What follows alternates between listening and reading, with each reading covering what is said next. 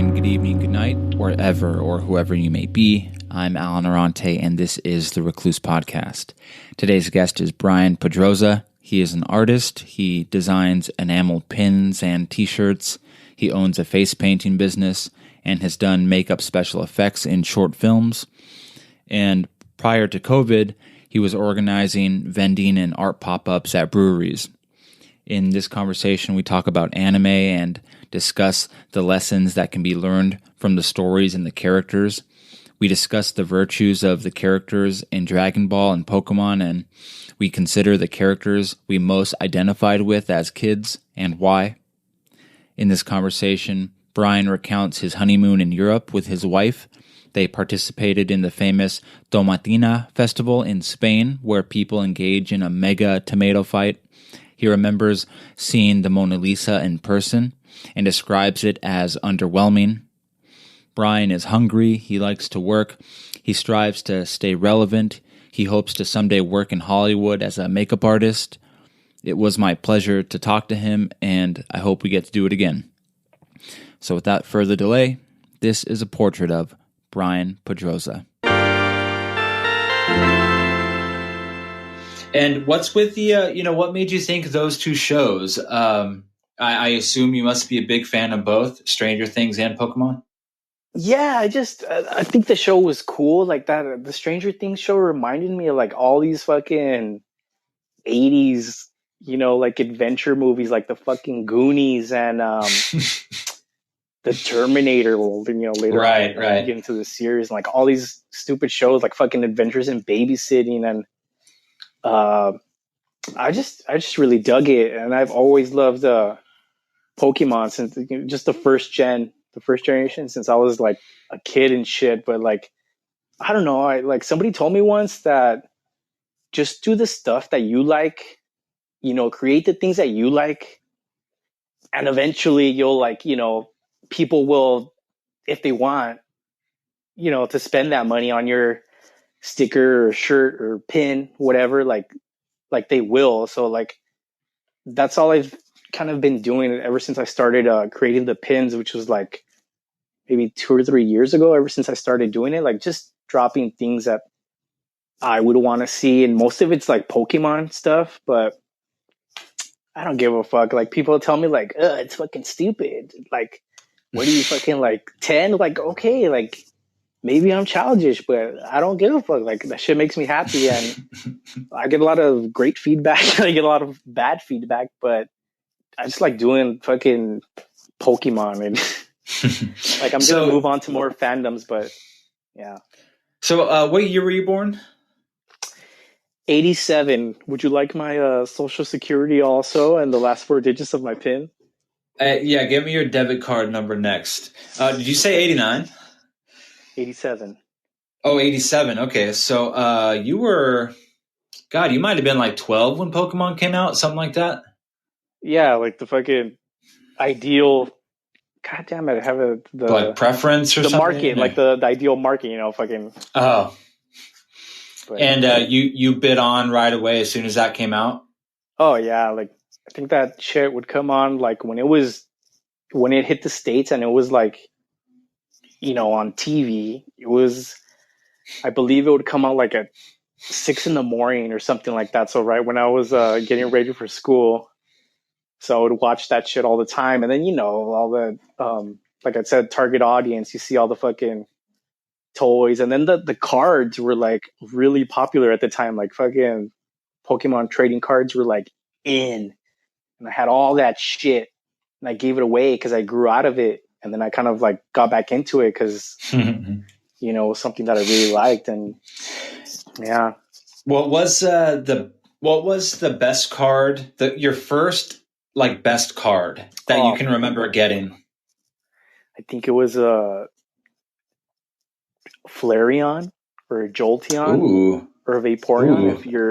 If you're familiar, if you're savvy to the Pokemon, one of the evolutions of the Eevee. But yeah, I think it was a Flareon, and they were shiny and it was holographic, and all the kids right talk about it, and they were playing it, on their Game Boys, and they had the fucking cards. So it was like super popular when I was like fourth, fifth grade, growing up. Yeah, my first holographic, I'll never forget the day that I got. God, I forget what they're called. I know that a booster pack is like the little 12 card pack, but I forget what they call those. Like, I think it's a starter deck actually. I my first holographic and first Pokemon card I ever got was a starter deck with Machamp as a holographic that you get with the deck. Oh And yeah, I think I remember getting that one too. Like it came in the pack. yeah, it was like the front card. You could see it from outside the package. And I remember I was in City Walk. I was at City Walk, and I remember the smell of gas and like car exhaust because it's like dirty down there.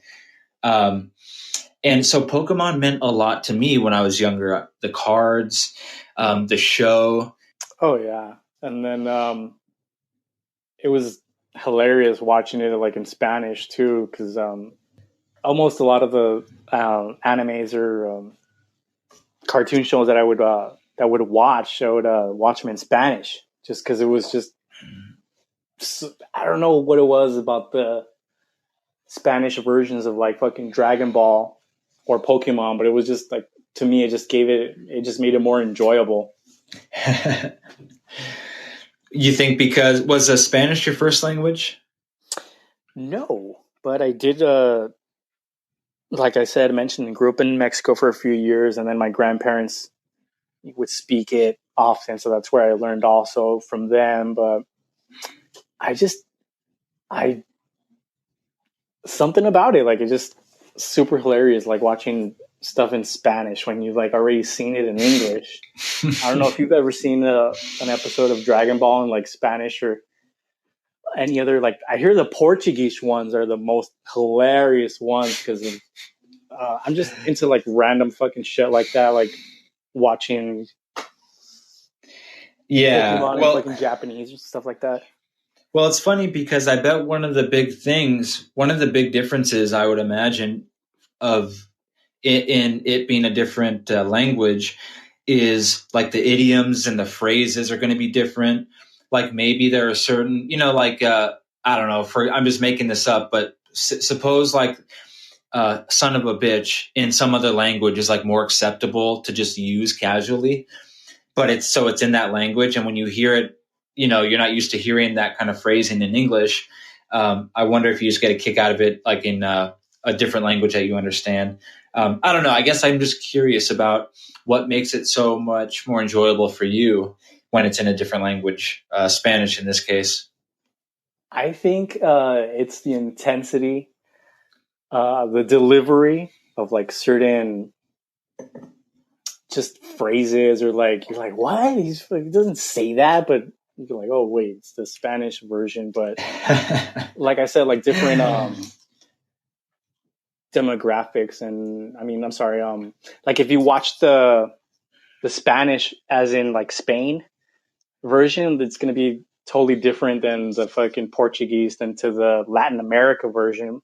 Like you said, there might be like they might say coño, or they'll say that son of a bitch thing, and it's more commonly accepted. So I think it's just different characters have like sound. They give them. It just sounds funnier. Like I just enjoy it more, and then having being Spanish speaking, I think it just makes it more fun too. To be honest. What character in DBZ did you identify with? When you were younger and would watch the show, would you ever sort of feel like one of the characters, like, oh, I'm like that character? And who in DBZ? Probably. Let's see. Either the little pig, that little pig. I forget his name, but he's such a little pervert. Like, Yeah. he can transform into like all this different stuff. Like, he's like a shapeshifter. But he'd fucking like he'll shapeshift into like really weird stuff, and I just thought that was hilarious. Like he fucking shapeshifts into like some bra and panties, or like a bra or panties, one of those two, so that this the girl could wear them, and he'll get like a kick out of that. But just I think that character, because of the mischief, but I thought Krillin was cool. because he wasn't really strong, super strong or anything, but he did the training too. He was like part of the team and like he did his part. So I always related to Krillin, not because he's fucking bald, but everybody remembers him as just the bald guy with the Buddhist dots on his forehead. But what about you? Right. You know who I identified with was a Vegeta for some reason. Like Vegeta, I mean, obviously everybody wants to pick the coolest characters, Goku. You know, 99% of people are going to tell you Goku. You know, but I identified with the Vegeta on some level because his character was so angry and vengeful and merciless. You know, the earlier version of him. And I just remember I think when I was a kid, I was more upset. Like now I've chilled out. But it would so I was sort of, I think I had some deep anger in me when I was younger. And Vegeta kind of seemed like that to me. So I always, for some reason, felt like I was in Vegeta's corner. Not in like the first season of DBZ because he was like evil and shit. But later, once he was accepted in the group and stuff, I identified with him a lot for some reason. Yeah, I mean, he was heroic too, but he had his demons. Oh, definitely. But he was a badass, and I think so. That's why a lot of people like him. But he was an angry character. What saga because I've mostly only watched Dragon Ball Z. I haven't seen like GT or much of Dragon Ball. So think in terms of Dragon Ball Z, what saga really spoke to you or that you enjoyed a lot? You know, the Frieza saga, the Cell saga, the Buu saga. You know, what stood out to you that you liked a lot? I think the Frieza saga is like the better ones, even though like like they're just standing there for like 2.5 episodes and they're talking about how strong this guy is and how they're just fucking there like, okay, fucking fight already. But the Frieza saga was cool, but the original Dragon Ball saga when Goku's like a little kid and I think his first like major, he's like doing the fighting tournaments, but then like his first major villain was Piccolo. It was this old guy, and he kind of like he's Piccolo's dad, basically, but he's or the original Piccolo, but in the fucking saga, Goku like kills him by like jumping like through him. He like his whole body like goes through him. But I think the best thing I think I liked about it was that Goku like didn't have parents that he knew of or anything. He was taken care of by his grandpa and like taught him everything. He taught him how to fight or whatever. And I think there's this really dope part where he's like deceased. The grandpa, he's like he died or whatever, and he comes back like as an angel in this tournament, and he fights him, and he kicks his ass, and like the Goku's grandpa to him, so they fight or whatever, and then he realizes that it's his grandpa, and like he starts crying and he starts wailing, and he's like, oh, grandpa, and blah blah blah. But there's been a lot of like tearjerker moments. Wow, that's very interesting. I haven't seen that. Yeah, that's in the original series, Dragon Ball series. So do you feel like, because like you were saying earlier that some people, they'll criticize you for like doing Pokemon designs and stuff. But would you say that you've learned a lot of lessons from these anime shows, even just the two that we've mentioned, Pokemon and Dragon Ball Z? I mean, is it just child's play to watch these shows, or do you think there's some, life lessons in there? Oh, there's definitely like great like life lessons as you get from like watching these, which most people think are like nerdy little, childish things. It's a lot of like determination. Like you really want something, you gotta go out there and like get it and like work hard for it. And like in the show, if you like train hard enough, you might like defeat that one opponent or whatever. But There were so many just cool things about it that you can like apply it to like your life. And I'm not talking about fucking training hard for a year until the aliens come to the planet to try to destroy it. Just like overall, there's a lot of good messages and like There are a couple of shows that come to mind that I think of that are just fantastic for how they portray their not their antagonist, their how they portray their protagonist. Like, for example, obviously Dragon Ball Z, Goku.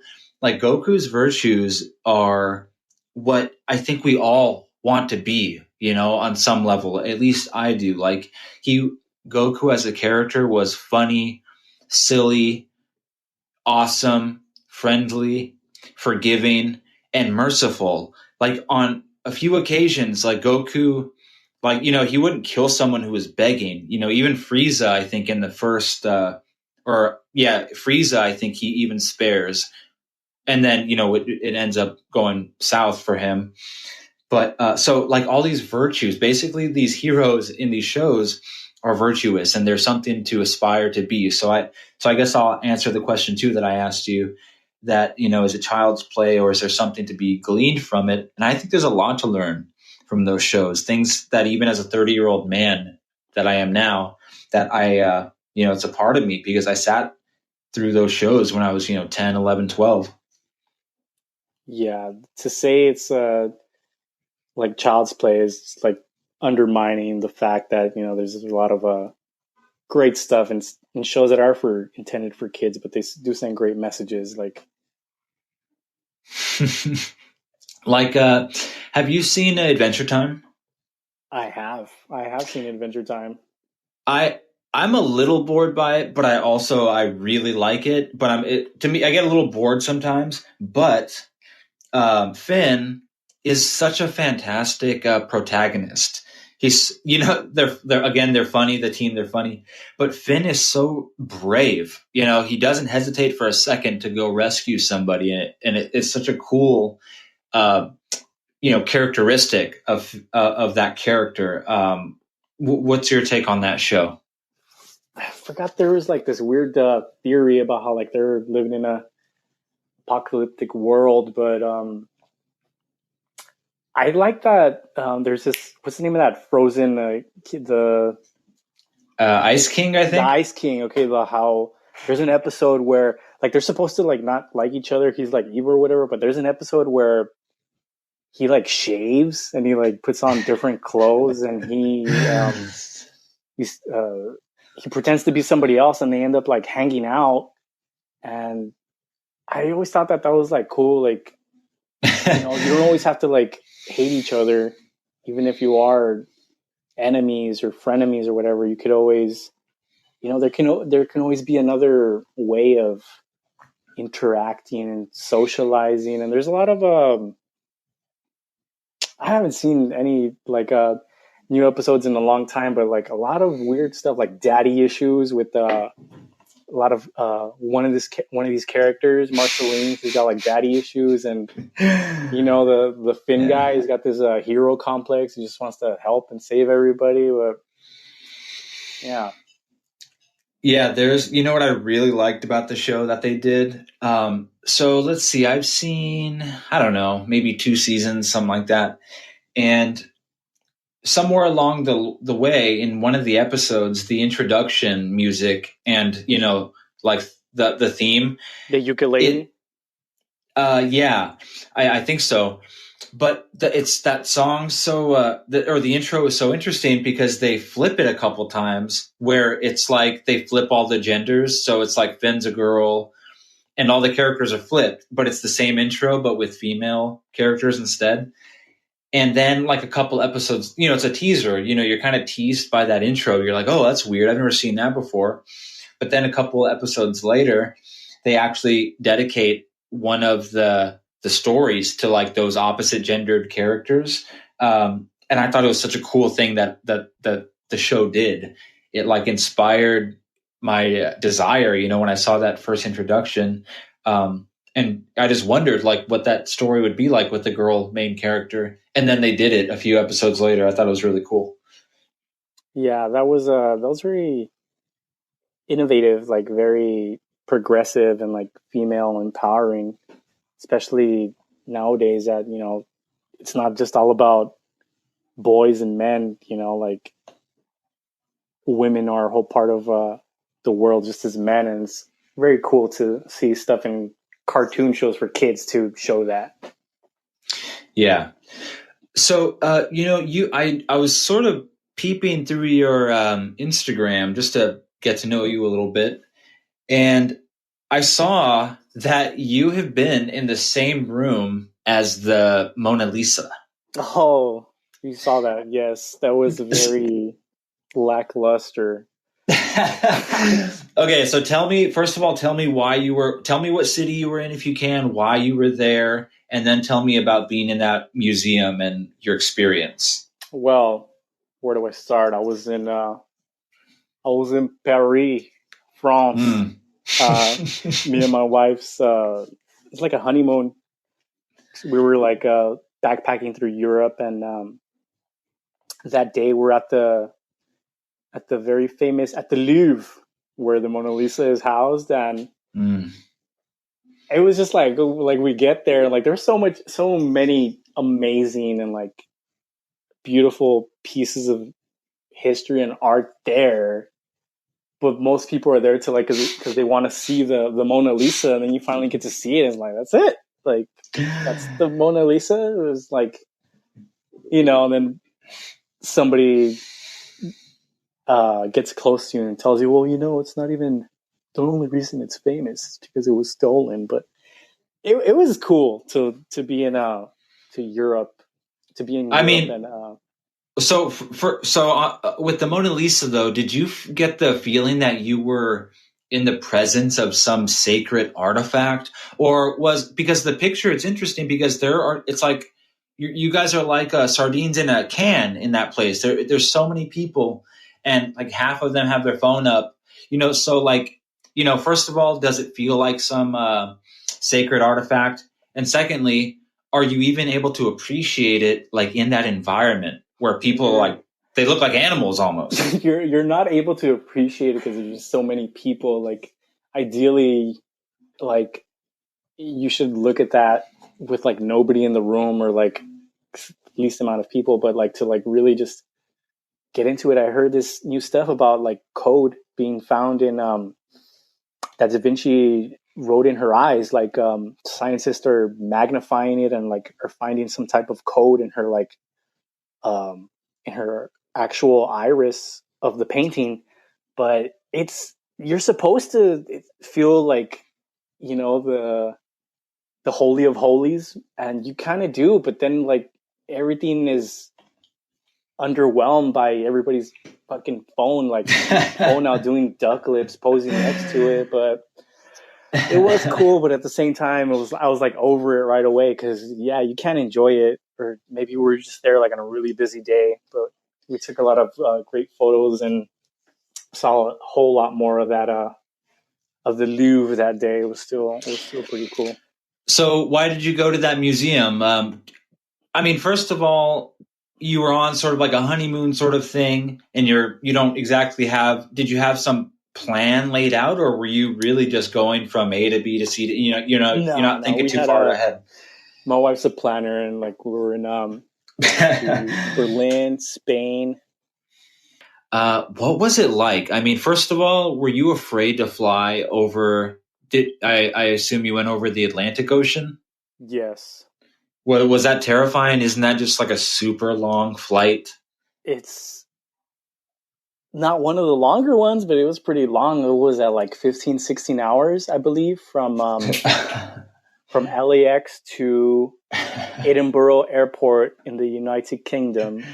16 hours, and then you got to fucking jump on another like red eye. But oh, it's long, but there's movies. I remember fucking Endgame like came out. I think I was just watching that shit, and there's oh god, I wish I could have like I should have taken like a pill, but yeah, it's a long flight. It was literally 16 hours and a quarter. I mean, are people standing up every, hour? Like, I mean, how do you got to stretch after during The that? douchers, the ones that are like, oh yeah, I travel all the time, so I'm gonna get in the middle of the aisles and I'm gonna start talking to everybody while I'm standing. But What? no, well, some people just travel more often than others, but I'm not one of them. I'm not one of them. But when I came back and people were asking us like, how was it? It's like, oh, like it's just the little things, like the recycling system that they have in, for example, Germany. It's so amazing and like progressed, and they got a system, and fucking people actually do return like the plastic cups so they can fucking be disposed of, and it just makes the US look like a joke. And it's so funny like when we talk about it, because it's so stupid, like recycling. But yeah, they got it figured out over there.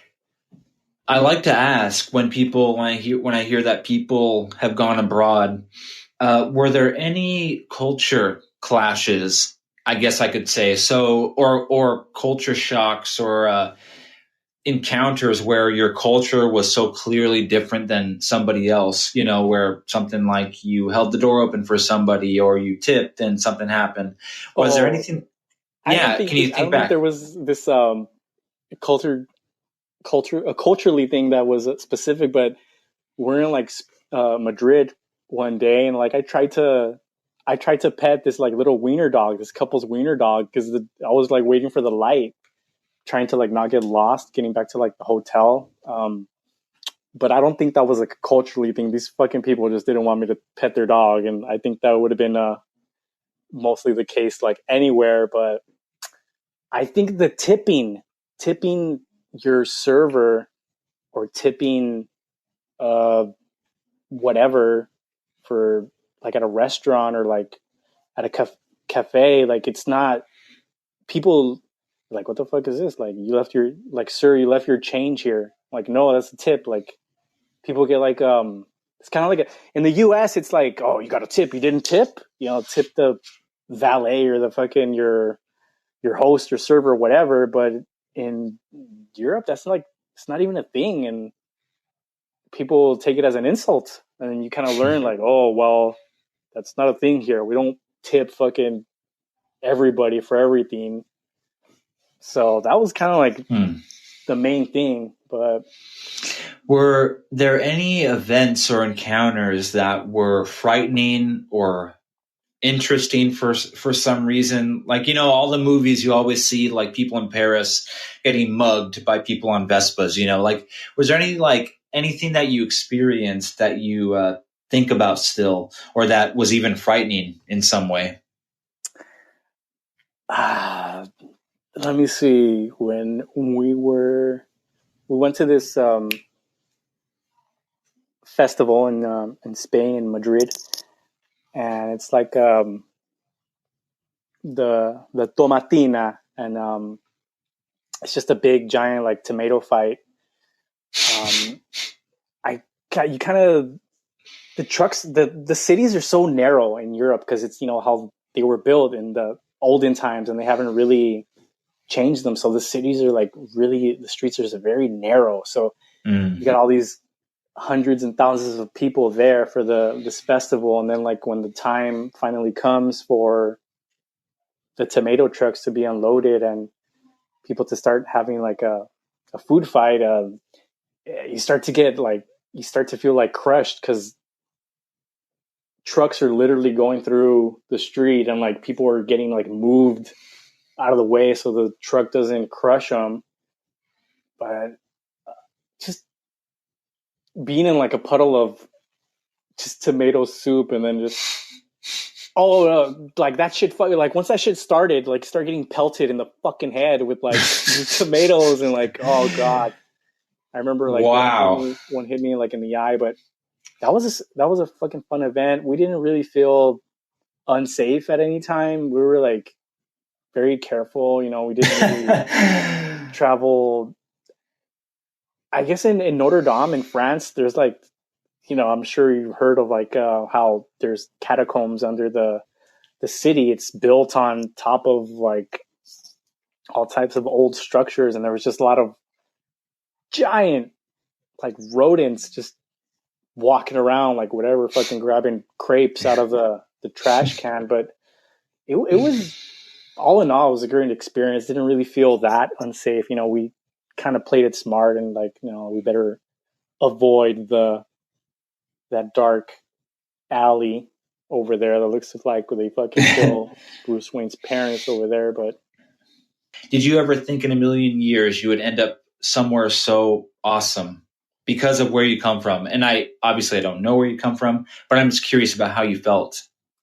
it did feel great to be with my wife, my partner, like there, and it was sort of an accomplishment. But I didn't really feel ashamed. It just like, yeah, I never thought I'd be at the fucking Berlin Wall, like taking a picture, and like you see so many different cultures, and even there, like in their own community, there's so many different like cultures all together. You see brown people, you see, light skin colored people, you see black people, and they're all, well, that guy's Indian, or that guy's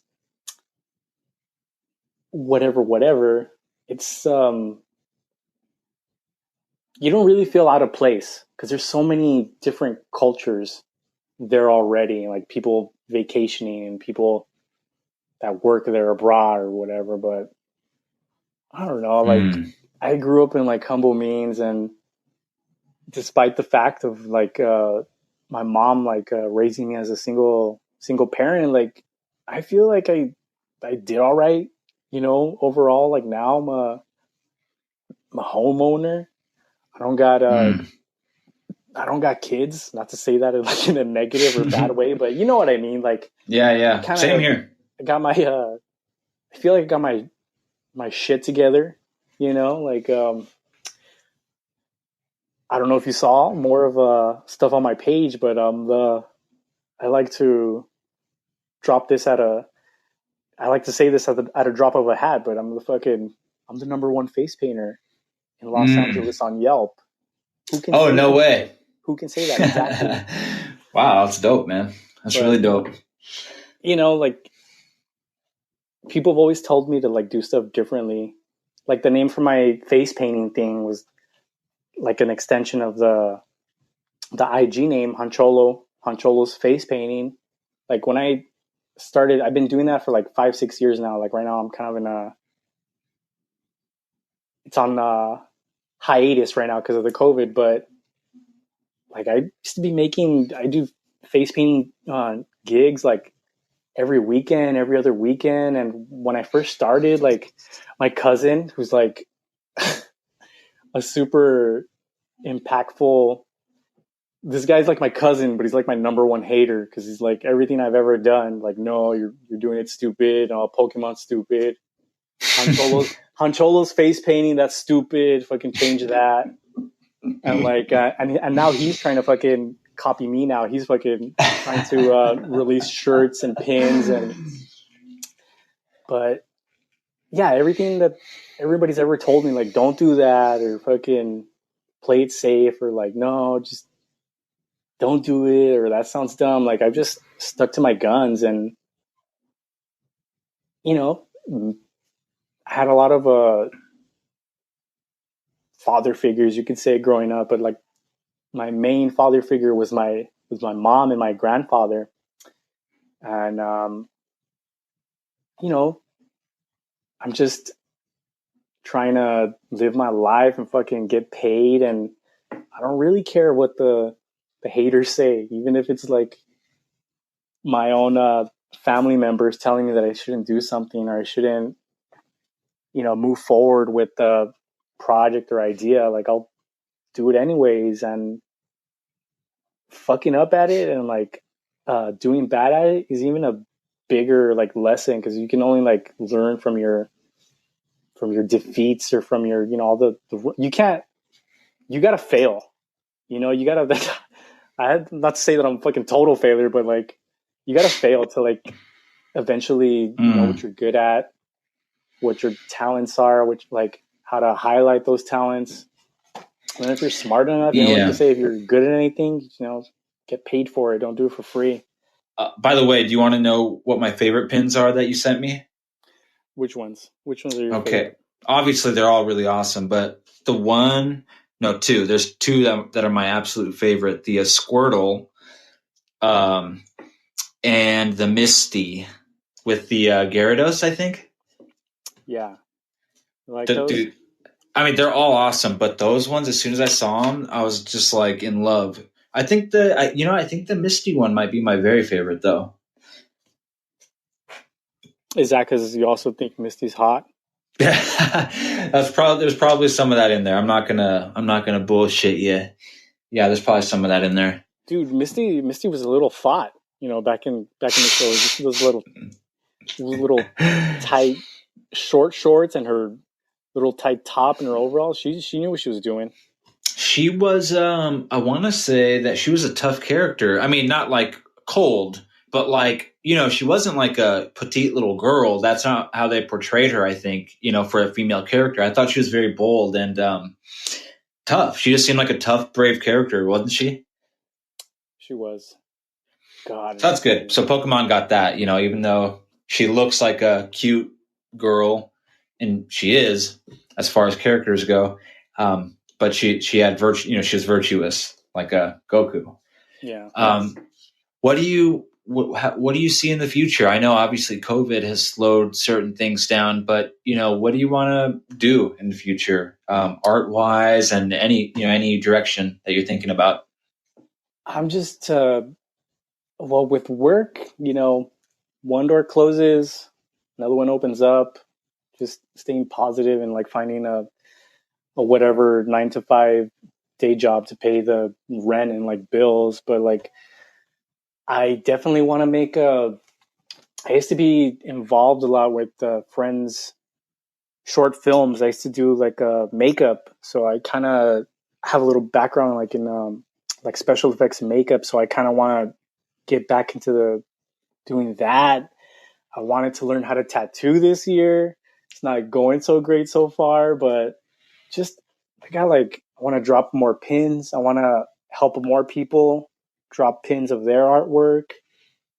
Just like I'm just staying hungry, dude. Like I want to hopefully once everything gets back to normal, like get booked for face painting jobs, like I was doing back in the day, like every weekend, like just keeping my options open and just moving on to the next big thing. Like I feel like I didn't even tell you, like anything about me right now, but I would also love to come back on again on the Recluse, but I'm just trying to stay motivated and happy, like just fucking keep on doing like making pins and fucking shirts and not necessarily Pokemon Stranger Things stuff, but I gotta just like keep at it. Like I got this idea for a fucking pinboard game. So like this game that like you can actually use those pins as like either like moving pieces or like you win them as prizes. Like I rolled a three, 1, 2, 3. Oh, Mm. use your pin and stab your person that's to your right. Like something stupid like that. Like I'm just always trying to think of the next big thing. I used to organize events at like breweries, like small little vending things. Like I hope to be doing those again, more as soon as everything gets back to normal. But like I'm just staying hungry, staying motivated. Like a lot of stuff Yeah. that I do doesn't like fucking go as planned. But like I really want to learn how to tattoo and like I want to do more fucking short film stuff and like maybe get a couple more like paying gigs and like who knows fucking maybe become like a guild fucking makeup artist. I can do part time, but it's just staying fucking relevant, I guess, is the main thing. Even if it's with lame ass little pins or stupid shirts, just something to pay for like the next big thing, I guess, if that makes any sense. Yeah, man, I feel that. I'm, I have, I like how I like you're so creative and hungry, and you have so. It sounds like you have a lot of ideas, and that's cool. I like those are the kind of people that I like to be around. Maybe we all do. That's the kind of person I try to be. I'm always thinking of what's next, whether I do it or not, or it doesn't come out the way I think. But I think I'm hungry too. I just got to get off the couch more with my ideas, and actually pursue some of them. But maybe we'll get to work someday in the future. It sounds like we have a lot of mutual interests. Oh hell yeah, heck yes! Like I hope so too. It's I think I can. Anybody can like once you feel like you're at the lowest or whatever, you can't go nowhere else but up. So not to get all motivational fucking 12 steps on you, but yeah, I also want to surround myself with people that want to do shit, and I just fucking. It's cool to drink and get high, but like you gotta have some goals, buddy. You gotta have a plan. Like there's this friend of mine that's all he fucking does: drink his fucking malt liquor and get stoned out of his mind, and that's cool. But like eventually you gotta grow up, buddy, and like move on. And sometimes you just have to do it. And like sometimes some friendships, those people will still be your friends, but you got to move on. You need more for yourself. And I really hope we do something silly with the fucking stepdads, if possible, if they'll have me. Dude, oh, I'm sure he will. There's this video that I screenshotted of you that you posted on your story. It might have been a year and a half ago, 2 years ago, something like that. And it was so hilarious to me. I assume you were trying to be funny when you did it, but you posted a story. You're like, I think you're at your job. That maybe it was the aerospace place, and you're in like I don't know, like in an aisle, and you're you have a piece of pizza in your hand, and you're looking at the camera, and you're like, oh, the homie just hooked me up with. You're like, the homie just hooked me up with some pizza, and you yell it like in this like I don't know where it is in this like place, and you do this hilarious face where you take a bite of the pizza and you're like and you're looking up to your left and to your right. I gotta find it. That's just me in a nutshell. Just trying to find the fucking funny shit in the monotonous like routine of like life. Like some people get mad when I start recording them. So most of the time I'll just try to do funny videos, and that's kind of like where I got why I like stepdad's video so much, because they're just doing fucking vids and like whatever, and like if the stepdads can like do it and fucking do all this like crazy footage of them just fucking skating and having fun and like doing their thing and fucking making comedy, then like it inspires me to like do my own shit. Like I'm not gonna wait around for like to people to like come to me. I'm gonna fucking go out and do it. Yeah, you should. Yeah, I think he would love to have you. He's always looking for folks, especially new faces. Because some people are so afraid to be in front of the camera, and I don't blame them. But I'm sure a fresh face. You're a pretty funny dude. I'm sure he'll have you. So I just got one more question for now. We can probably do this again. Maybe you, me, and stepdads can even do it and have a little trio conversation in the near future. But for now, Bryan, you can answer any way you like. Who the hell are you? Wow, that's yet to be determined. I have trouble finding that out myself, but that's a good question. That's like question of the year for me, because I do kind of like, as cheesy and cliche as it sounds, like, damn, I'm not gonna fucking sleep a wink tonight. Damn it, Alan. Did I just force an existential crisis on you? You did. No, I'm just me. I just want to be me. There's too many people that are like trying to be a version of themselves, or like trying to be themselves anymore. You know, like I just want to be the fuck. I fucking corny and cheesy shit line coming up in 3, 2, 1. I just want to be the fucking best version of myself and leave something behind, even if it's something stupid like a Pokemon pin. I want to leave something behind, like, oh yeah, that guy, fucking Bryan, he did that.